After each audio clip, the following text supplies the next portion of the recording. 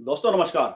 मैं प्रशांत कौशिक संवाद इंडिया मंच पर आप सभी का हार्दिक स्वागत करता हूं, हार्दिक अभिनंदन करता हूं। जैसे कि सब जानते हैं कांग्रेस बिहार पर काफी ध्यान दे रही है और कांग्रेस विधानसभा चुनाव बहुत ही जल्दी कुछ महीने के पश्चात बिहार में होने जा रहे हैं और कांग्रेस जिस तरह से बिहार पर अपना फोकस कर रही है, ध्यान दे रही है, उसने बिहार की राजनीति में हलचल मचा दी है।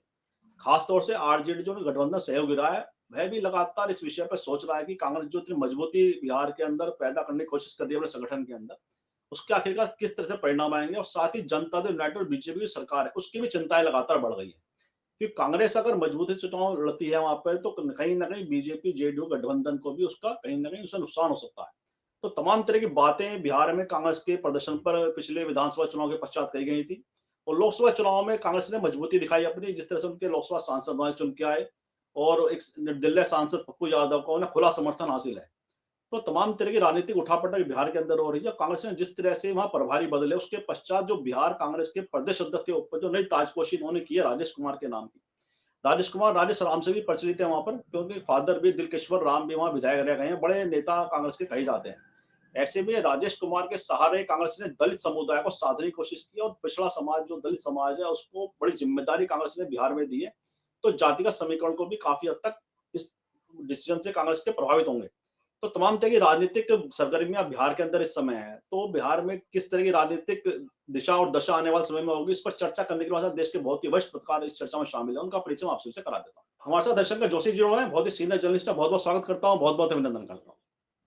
तो जोशी जी, बिहार में क्या चल रहा है, क्या लगता है आपको बिहार के आने वाले समय की कांग्रेस पार्टी की खास नजरिए से अगर बात करें, किस तरह की दिशा कांग्रेस तय करने जा रही है बिहार में?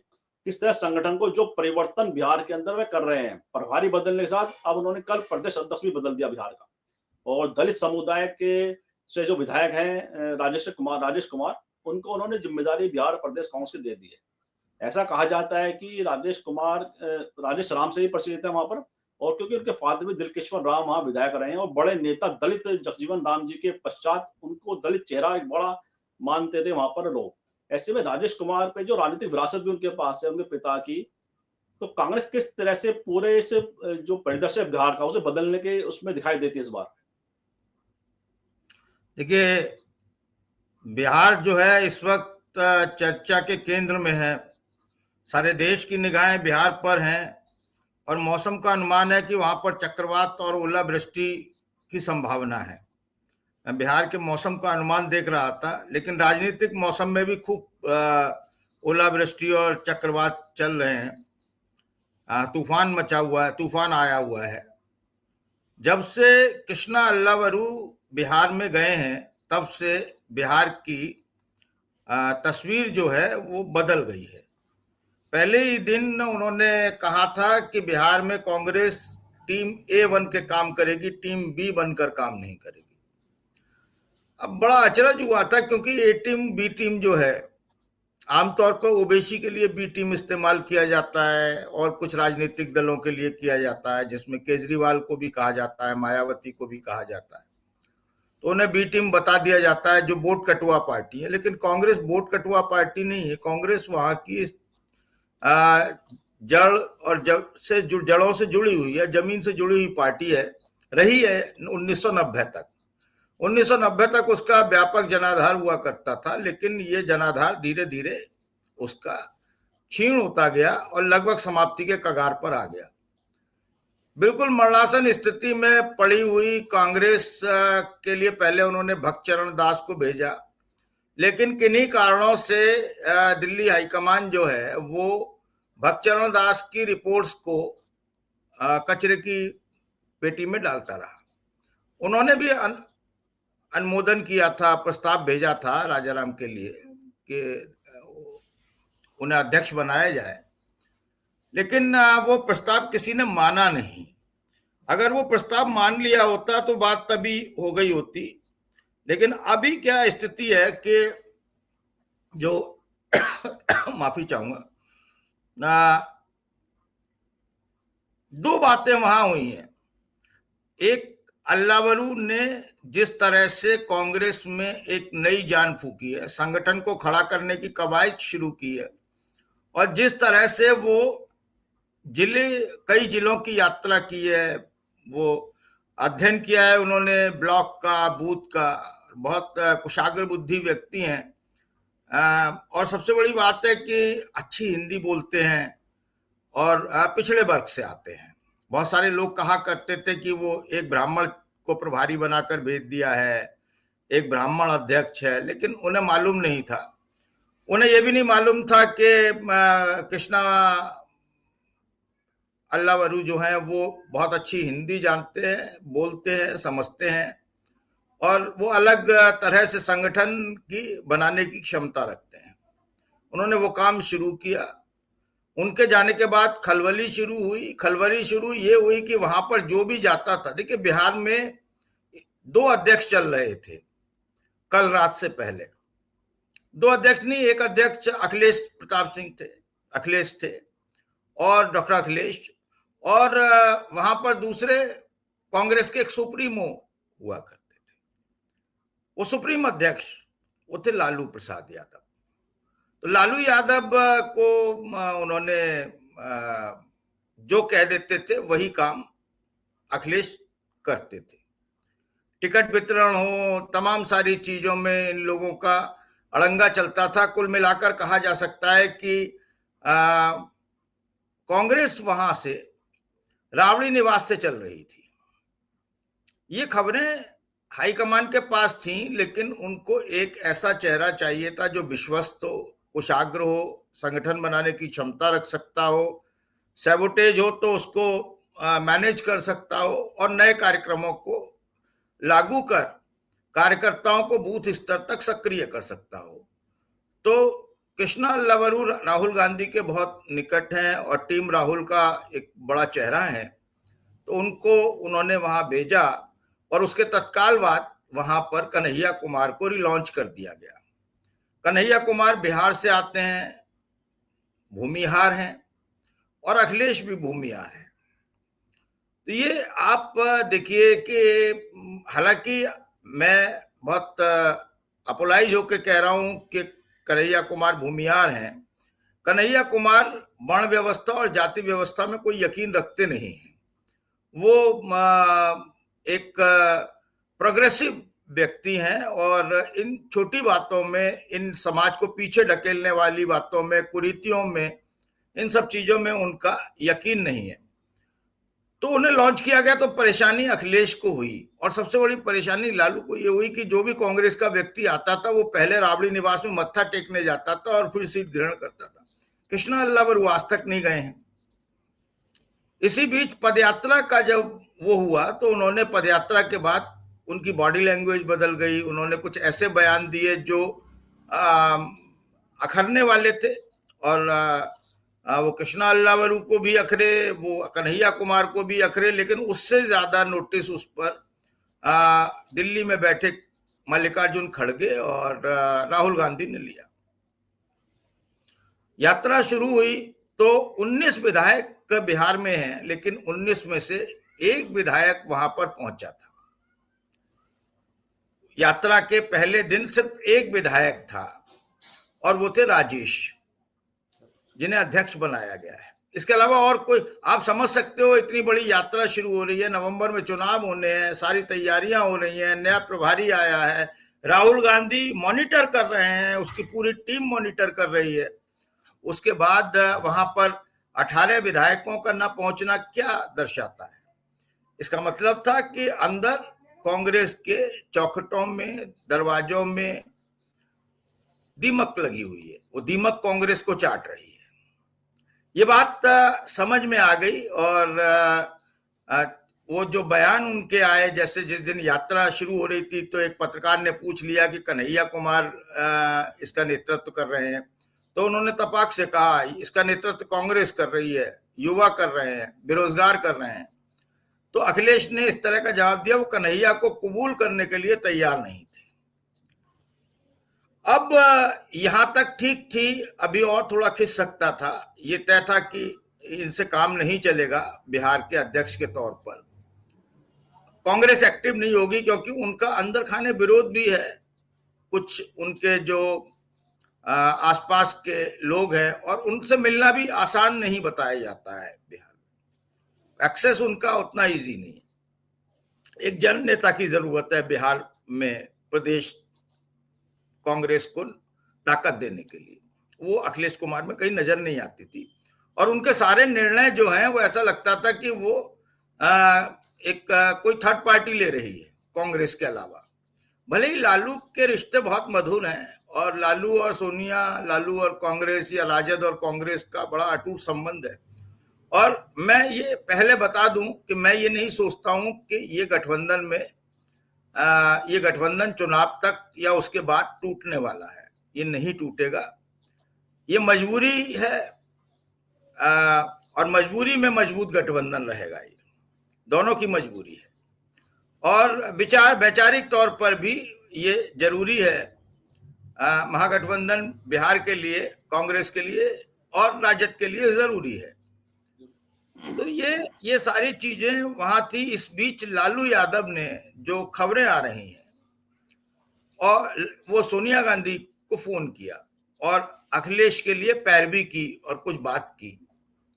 जो भी बात हुई हो, वो उसका उत्तर, उसका परिणाम बताता है। इसी तरह तेजस्वी ने राहुल से बात की, तो ये जो बात की, इससे मामला और पुष्ट हो गया कि भाई ये बार बार होता है। तो उन्होंने इस बार बात नहीं मानी और कहा कि पार्टी को तो हमें मजबूत करना ही पड़ेगा। जो भी कहा हो आप समझ सकते हैं, पूरा देश समझ सकता है। उन्होंने कल वहां बैठक चल रही थी कांग्रेस के महासचिवों की और प्रदेश के प्रभारियों की, उसमें अल्लाह वरू भी गए हुए थे। उस बैठक के बाद ये निर्णय हुआ और वेणुगोपाल को आदेशित किया गया कि वो लेटर लिखे और ये राजेश कुमार जो हैं, इनको नया अध्यक्ष घोषित कर दें। इतनी जल्दी होगा ये किसी को कल्पना नहीं थी, लेकिन मैं 3 दिन से लगातार कह रहा था कि 24 घंटे, 48 घंटे, 72 घंटे और ज्यादा से ज्यादा कुछ और घंटे, यही डॉक्टर अखिलेश का कार्यकाल अध्यक्ष के तौर पर जीवित बचा हुआ है। अब उनकी कहानी खत्म हो गई है।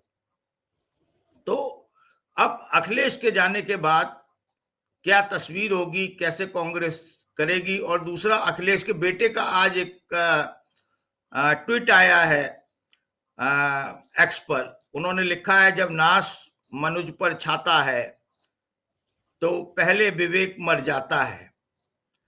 अब ये सीधा नहीं लिखा है, लेकिन इसका आशय समझा जा सकता है किसका विवेक मिला। और ये भी हम बता दें कि उनके जो पुत्र हैं, उनको कांग्रेस में लोकसभा का टिकट मिला था और वो अखिलेश के बेटे हैं, उन्हें टिकट मिला। वहां अच्छे कैंडिडेटों के अलावा बेटे बेटियों को टिकट मिला, और भी नेता हैं, और वो चुनाव हार भी गए थे। अखिलेश अपने बेटे को चुनाव नहीं जिता पाए थे अध्यक्ष रहते हुए। तो ये बहुत शर्म की बात थी। उन्हें नैतिक तौर पर तो उसी दिन अपना त्यागपत्र दे देना चाहिए था कि मैं इसकी नैतिक जिम्मेदारी लेता हूं, ये हमारा प्रदर्शन रहा है। फिर भी ये सब बिहार में चलता रहा। अब देखना होगा कि डॉक्टर अखिलेश क्या करेंगे।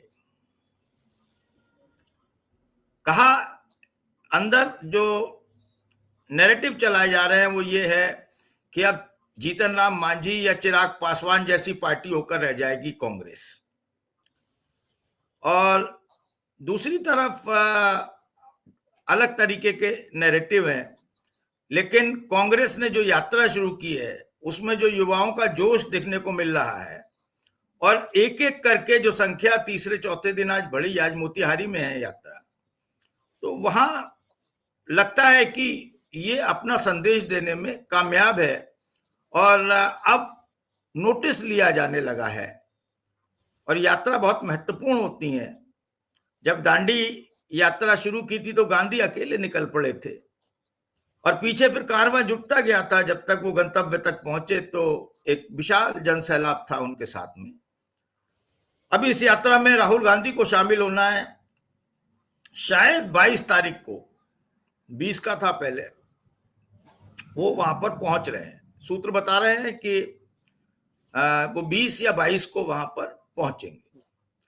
तो ये वहां उनके पहुंचने के बाद अब बहुत सारे प्रश्न हैं। क्या राजद इसे सपोर्ट करेगी? क्या तेजस्वी शामिल होंगे?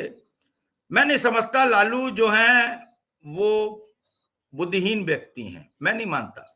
लालू बहुत चतुर, चालाक, सुजान, पढ़े लिखे, समझदार व्यक्ति हैं। वो चीजों को समझते हैं और दूरगामी परिणामों को भी समझते हैं। तो इसलिए ये भी संभव है कि कोई आ जाए, राजद से कोई शामिल हो जाए, या वो कहें कि कन्हैया कुमार और अखिलेश में बिल्कुल नहीं बैठती है, दोनों एक दूसरे को नहीं देख पाते हैं, दोनों भूमिहार हैं, उन्हें अपना खतरा लगता है। और दूसरा, कन्हैया कुमार तो सबको खतरा लगते हैं। कन्हैया कुमार तो असली खतरा नीतीश कुमार के लिए है, देखा जाए तो। और इन सबके बीच में एक बड़ी बात यह है कि भारतीय जनता पार्टी नहीं चाहती है कि महागठबंधन से कांग्रेस अलग होकर चुनाव लड़े, क्योंकि कांग्रेस को जो मिलना होगा वो मिलेगा, लेकिन जो खिसकेगा वो भारतीय जनता पार्टी का खिसकेगा। कांग्रेस को क्या गेन होगा वहां पर अगर अलग चुनाव लड़ती? अगर मैंने पहले ही कह दिया, डिस्क्लेमर दे दिया मैंने कि मैं नहीं, मेरा स्पष्ट मानना है कि महागठबंधन यथावत रहेगा और वो चुनाव एक साथ लड़ेगा। चुनाव अभी नवंबर में है, थोड़ी बहुत खींचतान चलती रहेगी, टिकटों पर नोकझोंक चलती रहेगी। वैसा नहीं होगा जैसे हारने वाली सीटें कांग्रेस को पकड़ा दी और फिर ठीकरा फोड़ दिया कि आपकी वजह से सत्ता में नहीं आ पाए महागठबंधन, वरना हम सत्ता में होते अगर आपका स्ट्राइक रेट अच्छा होता तो। अब आप कांग्रेस के अध्यक्ष को पटा लें, वो आपकी गोदी का हो। अभी जो एक कार्यक्रम हुआ था, सबसे पहले डॉक्टर अखिलेश ने किया था कांग्रेस मुख्यालय पटना पर, उसमें राहुल गांधी, उसमें लालू यादव उसमें अतिथि थे, मुख्य अतिथि थे। तो वो उन्होंने कहा था बोलते हुए वहां पर कि वो तो बोल देते हैं, सहज सरल आदमी है। उन्होंने कहा कि डॉक्टर अखिलेश जो हैं आज मेरी कृपा से राज्यसभा सदस्य हैं, हमने फोन किया था सोनिया जी को। तो अब बहुत सारी बातें जो है वो क्लब होती हैं फिर बाद में। तो अभी क्या है कि अब वो फोन वाला चक्कर नहीं चलेगा। ऐसा नहीं है कि जो हारने वाली सीटें हैं जहां पर जनाधार नहीं है कांग्रेस का और राजद का, वो सीटें पकड़ा दी जाए और कह दिया जाए कि 70 दे दी हैं सीटें, चाहे कांग्रेस 50 पर लड़े या 100 पर लड़े, ये मायने नहीं रखता है। मायने ये रखता है कि वो कितनी मजबूती के साथ चुनाव लड़े और कम से कम कुछ सीटें उसमें से ऐसी हों जो, अगर 5 खराब सीटें कांग्रेस ले रही है तो 5 खराब सीटें राजद को भी लेनी चाहिए। तो ये सब बिहार का सिनेरियो है। अच्छा, जैसे आपने बड़े विस्तार से पूरे कांग्रेस को राजद की जो आपस की जो गठबंधन का है, उसमें तमाम तरह की आपस में समन्वयता भी है। जैसे कि अध्यक्ष डॉक्टर अखिलेश को बड़ा लालू प्रसाद का समर्थन रहा है हमेशा, एक उनका तरह से उनके ही आदमी माने जाते रहे हो, और तमाम तरह की जो रणनीति गठबंधन की बनी उसमें लालू प्रसाद की भूमिका बड़ी रही है। ऐसे में कांग्रेस इस बार बिहार में जितना दाव लगा रही है, जितना मजबूती से अपने प्रदर्शन पर उसकी निगाह लगी हुई है, क्या राजद के प्रभाव से बाहर आने की तैयारी है कांग्रेस की है?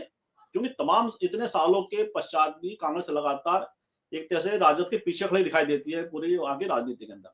तो इस बार के कांग्रेस से जो लीडरशिप जो दिल्ली की है, उन्होंने तय कर लिया कि इस बार हम उस जो प्रभाव है पूरा राजद का कांग्रेस के ऊपर, उससे बाहर आकर अपना प्रदर्शन को दिखाना चाहती है वो। और साथ ही आपने जो बात कही थी कि पिछली बार ऐसी सीटें कांग्रेस को दे दी 70, जिसमें अधिकांश पे बीजेपी लगातार या जेडीयू लगातार जीतती आई है, और गठबंधन का राजद या कांग्रेस के लिए जीतने की संभावना बहुत कम थी, और लाछन लगा फिर कांग्रेस पे कि आपकी वजह से हम सरकार बना नहीं पाए। तो तमाम जो कवायद कांग्रेस की तरफ से इस बार हो रही है, इसलिए वह पूरी मजबूती से, मुस्तैदी से बिहार की राजनीति में उतर गई है। क्या लगता है आपको?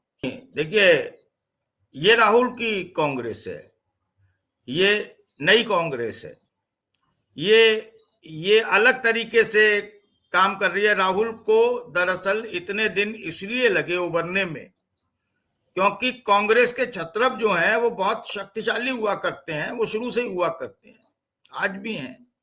और वो छत्रप जो हैं वो ब्लैकमेल किया करते हैं हाईकमान को, और जब सत्ता में नहीं होती पार्टी, केंद्र की सत्ता में नहीं होती, तो उनके पास अवसर अधिक होते हैं। तो उनके पास अवसर थे। आप हरियाणा में देखिए जो हुआ भाई, हरियाणा में दो कारक है। एक कारक तो सब जगह यूनिवर्सल है, वो ये है कि कांग्रेस हारे या कोई और विपक्षी दल हारे, एक नया टर्म इजाद हुआ है, उसको कहते हैं हम पर्यटक मतदाता। तो जो पर्यटक मतदाता हैं कि एक बाप की 44 संतानें हैं, बाप एक ही है, संतानें 44 हैं, और पता चलता है कि वो साल 2 साल में ही पैदा हुई हैं। तो अब बायोलॉजिकल हैं या नॉन बायोलॉजिकल हैं, जब देश के प्रधानमंत्री नॉन बायोलॉजिकल कह चुके हैं, बाद में भले ही पलटी मारी हो, तो वो फिर कोई मतलब नहीं हो सकता है। एक भवन में, एक बिल्डिंग में 70,000 मतदाता भी हो सकते हैं। तो ये पर्यटक मतदाता है। और फिर आपने देखा एपिक नंबर का खेल देखा कि वही एपिक नंबर हरियाणा में है, वही वही है, तो कई राज्यों में ये यूनिवर्सल होना चाहिए। और बैकफुट पर भी थोड़ा सा आया, लेकिन वहां कोई शर्म नाम की चीज नहीं है। लोकतंत्र किस चिड़िया का नाम है ये लोग जानते नहीं है। तो पर्यटक मतदाता एक फैक्टर है सब जगह, ये यूनिवर्सल है। लेकिन जैसे हरियाणा की बात मैं कर रहा था, तो वहां पर शैलजा ने और हुड्डा ने जिस तरीके की खेमेबाजी हुई वहां पर, और हुड्डा ने जिस तरीके से अपने लोगों को टिकट दिलवाए, अड़कर टिकट दिलवाए और ब्लैकमेल किया कांग्रेस को, कांग्रेस ब्लैकमेल हुई। और शैलजा ने जिस तरह से वहां पर अनुशासनहीनता की, ये दोनों ही, मतलब आप समझिए कि इनका भी डॉक्टर अखिलेश जैसा आश्रय लिखा गया, तारीख और समय नहीं डाला गया है, होगा, आप ये तय मान लीजिए। अब बिहार पर मैं फिर से लौटता हूं, ये स्थिति बिहार में है। डॉक्टर अखिलेश पार्टी से अलग होकर क्या अपनी नई पार्टी बनाएंगे? संभव है। क्या वो फिर से राजद में चले जाएंगे? तो चले जाएं। अगड़ों का वोट कांग्रेस को मिल सकता है, राजद को नहीं मिल सकता। और बहुत सारा वोट जो है वो कांग्रेस अगर अलग लड़ती है तो उसके पास वो वापसी करेगा, जो राजग के रहते नहीं करता है। मुसलमान और खासतौर से पसमांडा मुसलमान कांग्रेस की तरफ लामबंद होंगे। ये जो वहां पर अति पिछड़ा, अति मतलब दलित हैं, जो महादलित जिसको कहते हैं, अति पिछड़ा और महादलित, इसमें से बहुत सारा वर्ग टूटकर वो शामिल होगा अदर देन यादव। ये सारा की सारा नीतीश कुमार के हिस्से में इसका एक बड़ा हिस्सा जाता रहा है। वो नीतीश कुमार के हिस्से का वोट वो चाहे कांग्रेस पर जाए या उनसे छिटके, तो ये बीजेपी को नुकसान देगा। और बीजेपी इसलिए अलग अलग तरीके के डिफेम करने के नैरेटिव चलाएगी। वो चाहती नहीं है कि ये महागठबंधन टूटे, उसकी इच्छा नहीं है महागठबंधन टूटे। और लालू यादव भी नहीं चाहेंगे, राहुल गांधी भी नहीं चाहेंगे कि हम महागठबंधन को तोड़कर अभी फिलहाल अलग जाए।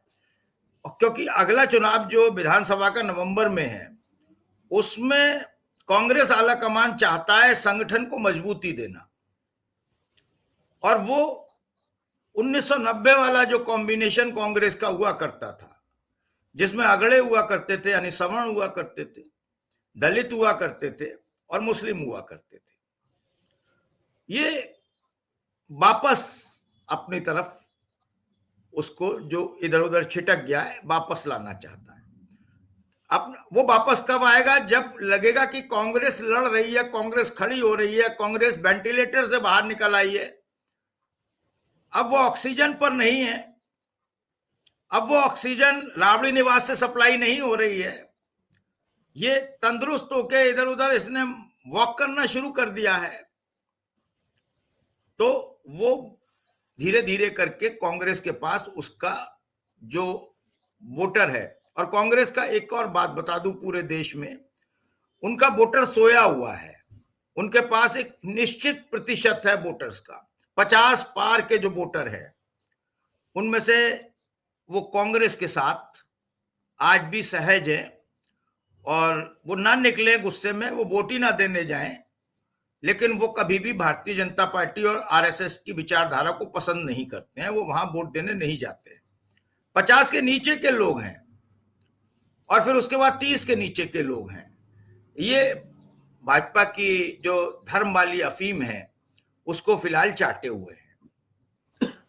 तो ये जो नशा है, रोजगार नहीं मिल रहा है, महंगाई है, ये धर्म का नशा है, ये नशा टूटने में थोड़ा सा समय लगेगा लेकिन जल्दी टूटेगा।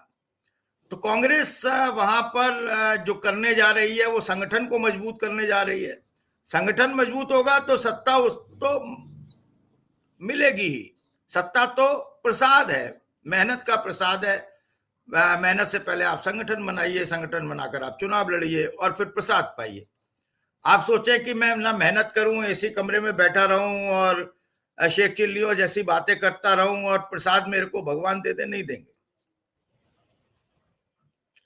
जी। अच्छा जी जी। अच्छा, जैसे कि अब हम बात करें बिहार की, जो राजनीति दलित केंद्रित बढ़ी रही है, महापिछड़ा की राजनीति नीतीश कुमार लगातार करते रहे हैं, महादलित की बात करते हैं। ऐसे में कांग्रेस ने राजेश कुमार को जो बनाया प्रदेश अध्यक्ष, दलित समुदाय से आते हैं, विधायक भी हैं और उनके पिता, जिसमें पूर्व पहले भी कहा कि बड़े दलित नेता के तौर पर उनके बिहार में पहचान रही है। ऐसा कहा जाता है जगजीवन राम जी के पश्चात उनके पिता सबसे बड़े दलित नेता के रूप में, कांग्रेस के चेहरे के रूप में वहां शामिल थे, मतलब राजनीति करते थे। तो ऐसे में उनका जो पिता की विरासत है, दलित राजनीति की विरासत जो उनके पास है राजेश कुमार की, और राजेश कुमार का व्यवहार भी अपने पिता की तरह बड़ा सौम्य वाला है।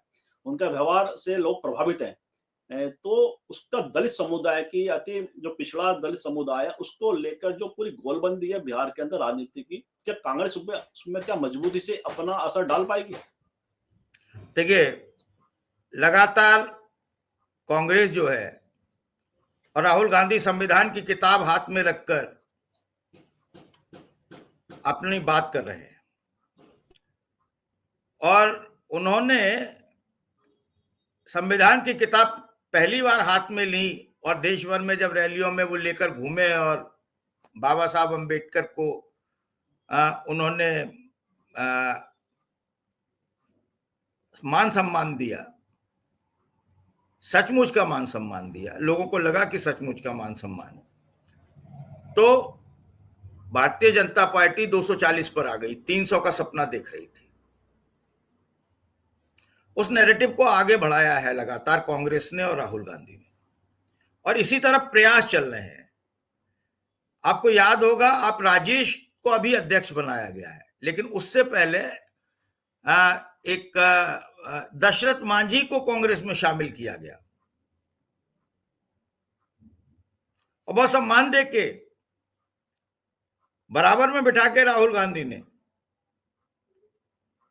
गांधी जाते हैं और चेतराम मोची के पास बैठते हैं, उससे जूता सिलना सीखते हैं, बातचीत करते हैं, फिर उसे अपने घर बुलाते हैं, उसके साथ भोजन करते हैं और फिर उसकी तकदीर बदल देते हैं, उसे एंटरप्रेन्योर बना देते हैं। फिर वो उनका ब्रांड एम्बेसडर चेतराम मोची अभी धारावी में दिखाई दिया। वहां पर उन्होंने धारावी में जो चमड़ा प्रोसेसिंग में जुड़े हुए मजदूर हैं और एक वहां पर एनजीओ है, शायद चमार नाम से है, उस पर उन्होंने ब्रांड के नाम से उनका अपना प्रोडक्ट है जी। तो इसी तरह से अब ये राजेश की एंट्री हुई है। कांग्रेस महादलित जो वोट है, जैसे अपने यहाँ जाटव हैं, वहां रविदास समुदाय के लोग हैं वहां, तो वो जो है रविदासी समूह है, उसकी आबादी 5.2% या 5.3% है। जैसे उत्तर प्रदेश में हमारे यहाँ जाटव बाहुल्य मतलब बहुत सारे इलाके हैं और टोटल आबादी 9% के आसपास होगी। 12 तक बताते हैं लोग कि 12% है, लेकिन 9% का तो मैं मानता हूं है। तो कुछ ज्यादा कम हो सकती है क्योंकि हमारे यहाँ जनगणना का काम हुआ नहीं है। इसके अलावा बहुत सारे ऐसे महादलितों के, दलितों के, पिछड़ों के वर्ग हैं जिन पर कांग्रेस टारगेट कर रही है। संविधान सम्मेलन भी उसी कड़ी में एक किया जा रहा लगातार काम है। उसका असर तत्काल नहीं दिखाई देगा, लेकिन दूरगामी राजनीति में वो दिखाई देगा और वो दिखाई देने लगा है। कांग्रेस को इससे फायदा होगा। मैं ये नहीं कह रहा कि कांग्रेस वहां पर सरकार बना लेगी अपनी, अभी इस स्थिति में नहीं आई है, लेकिन कांग्रेस अगर नवंबर विधानसभा चुनावों तक अपने संगठन को मजबूत कर लेती है और ये प्रक्रिया 2029 तक जारी कर रखती है, तो राहुल गांधी का जो टारगेट है वो बिहार विधानसभा नहीं है। उनका टारगेट जो है वो 2029 के लोकसभा चुनाव है और लालू यादव का टारगेट विधानसभा चुनाव है, लोकसभा चुनाव उनका टारगेट नहीं है। तो महागठबंधन इसलिए दोनों के लिए जरूरी हो जाता है। कांग्रेस अपने पैरों पर चलेगी, अब बैसाखी पर नहीं चलेगी, दूसरे के पैरों का इस्तेमाल नहीं करेगी, दूसरे की बुद्धि का इस्तेमाल नहीं करेगी। उन्होंने एक बुद्धिमान व्यक्ति को प्रभारी के तौर पर भेज दिया है, उसके फीडबैक पर काम होगा और उसके फीडबैक पर डॉक्टर अखिलेश की रातों रात छुट्टी हो गई। कल मीटिंग के बाद पत्र जारी हो गया और अब ऐसा भी नहीं हो रहा है कि वेणुगोपाल बहुत सारे फैसले रोक लिया करते थे, डस्टबिन में डाल दिया करते थे। भक्तचरण दास ने भी संस्तुति की थी, लेकिन वो कागज आगे बढ़ा नहीं बढ़ा। बहुत सारी चीजें आरोप है कि वेणुगोपाल रोक लिया करते हैं, अब उन पर भी नजर है। और इतनी हिम्मत नहीं है कि राहुल गांधी कह दें कि ये लिखो, या आज की तारीख में मल्लिकार्जुन खड़गे कह दें कि ये ड्राफ्ट करो और भेजो, तो वो रुक जाए। ये तो बड़े ताकतवर है। और पहले कांग्रेस ने राष्ट्रीय स्तर पर एक दलित को अध्यक्ष बनाया, कांग्रेस का बनाया नहीं, वो चुनाव लड़कर आया और जीता वहां पर। अब वो बिहार में ये हुआ है। जातिगत जनगणना कर्नाटक में पूरी कर ली गई है और बता दिया है कि इतने पिछड़े हैं और साथ में केंद्र से मांग कर दी गई है कि भाई आप ये जो 50% का कैप है इसे खत्म कर दीजिए, पिछड़ों को 46% आरक्षण देना है। ये कैप खत्म होगा, करना पड़ेगा। नहीं करेंगे तो बिल्कुल शून्य पर पहुंच जाएंगे। ऐसी फांस डाल दी है, ऐसी हड्डी फंसा दी है गले में राहुल गांधी ने मोदी और शाह के, कि ना निगलते बनती है ना उगलते बनती है। तो अभी बिहार का तमाशा जारी है। देखिए आगे हम फिर जुड़ेंगे और पूछेंगे, हम मतलब कुछ आपसे पूछेंगे, कुछ हम बताएंगे। अगर कांग्रेस अगर मजबूत होती है तो आरजेडी को तो फायदा उसका होगा। तो आरजेडी के अंदर जो थोड़ा सा कंफ्यूजन दिखाई दे रहा है कांग्रेस की रणनीति के द्वारा, जो मजबूती अगर कांग्रेस हो रही है तो उसका सीधा सीधा फायदा आरजेडी को भी होगा। तो ऐसे में तेजस्वी यादव, लालू प्रसाद यादव की जो कांग्रेस की रणनीति है, जो कांग्रेस वहां पे फैसले ले रही है बिहार के लिए, उसका स्वागत उन्हें करना चाहिए खुलकर। क्योंकि जो गठबंधन का सहयोगी अगर मजबूत हो रहा तो गठबंधन के दूसरे पार्टनर, तो उसका फायदा स्वाभाविक रूप से होता ही है। तो क्या लगता है आपको इस विषय में? ऐसा है, अगर आपके घर में मालपुए बन रहे हैं तो पड़ोसी को अच्छे नहीं लगते इसके यहाँ मालपुए बन रहे हैं। बहुत सारे आपके दोस्तों और शुभचिंतकों को, रिश्तेदारों को भी अच्छे नहीं लगते मालपुए बन रहे हैं। समझ रहे हैं ना आप? तो बस उतनी सी परेशानी है, उससे कुछ होता थोड़ी है। तो क्या उन्हें कमजोर कांग्रेस ही चाहिए गठबंधन में सहयोगी तौर पर? मजबूत कांग्रेस नहीं चाहिए उन्हें कमजोर कांग्रेस चाहिए, मजबूत कांग्रेस नहीं चाहिए उन्हें। लालू यादव को मजबूत कांग्रेस नहीं चाहिए। मजबूत कांग्रेस का मतलब आप समझ रहे हैं? उन्होंने कह दिया कि डिप्टी सीएम हमारा होगा, दलित होगा। बहुत सारी परेशानियां हैं, लेकिन माननी पड़ेगी। जो बातें विपक्षी दल नहीं मानते थे अपनी, अभी तक क्या हो रहा था कि अपनी शर्तों पर गठबंधन हो रहे थे, कांग्रेस सब्र का घूंट पी रही थी, इसलिए कि बीजेपी से लड़ना है, बीजेपी बड़ी चुनौती है। जब उसने देखा कि सारे हमें ब्लैकमेल कर रहे हैं और पीछे से बीजेपी के बैटिंग कर रहे हैं, उनके लिए स्लीपर सेल बने हुए हैं। अरविंद केजरीवाल चले गए हरियाणा लड़ने के लिए, उन्हें सीटें दी जा रही थी, लेकिन जितने परसेंट वोट मिला है उतना परसेंट वोट से बहुत सारी सीटें इधर से उधर हो सकती थी। कोई बहुत ज्यादा मार्जिन थोड़ी है हरियाणा में भारतीय जनता पार्टी के मतों में और कांग्रेस के मतों में। बहुत जीत मामूली हार सा का है। मार्जिन तो 1% से भी कम वोटों का है। तो ये सारी चीजें अब जो है कांग्रेस अब इस मूड में आ गई है कि नहीं, अब स्लीपर सेल को हम अपने यहां नहीं रखेंगे, वो उन्हें बाहर जाना होगा या सुधरना होगा। और दूसरा, हम सशक्त होकर समझौता करेंगे। ये नहीं है कि तुम कहो कि हम हमारा उद्देश्य है कि भाई सांप्रदायिक शक्तियां न आने पाए, एकजुटता को चुनौती देने वाली शक्तियां, दंगे कराने वाली शक्तियां काबिज ना होने पाए, उनका बोलबाला सत्ता में ना हो। हम इसलिए क्या कहते हैं, आपसे गठजोड़ कर रहे हैं और हम मान रहे हैं कि आपको इतनी सीटें आप मांग रहे हैं, हम दे रहे हैं, ज्यादा दे रहे हैं, कम दे रहे हैं। कम तो नहीं, कांग्रेस ने ज्यादा ही दी हैं विपक्षी गठबंधनों को उनकी हैसियत से। तो ऐसा नहीं होगा, हर कोई कहेगा हम यहाँ पर बड़े भाई हैं, कांग्रेस हमारी छोटी भाई है। अरे भाई, जब तुम पैदा नहीं हुए थे तब से कांग्रेस सबकी बड़ी भाई है हिंदुस्तान में। तो ये अब वो कांग्रेस नहीं करेगी। और अगर ऐसा करते हैं, कांग्रेस हाईकमान ऐसा करता है, तो समझ लीजिए कि फिर कांग्रेस का कहीं नामो निशान कुछ सालों में होगा नहीं।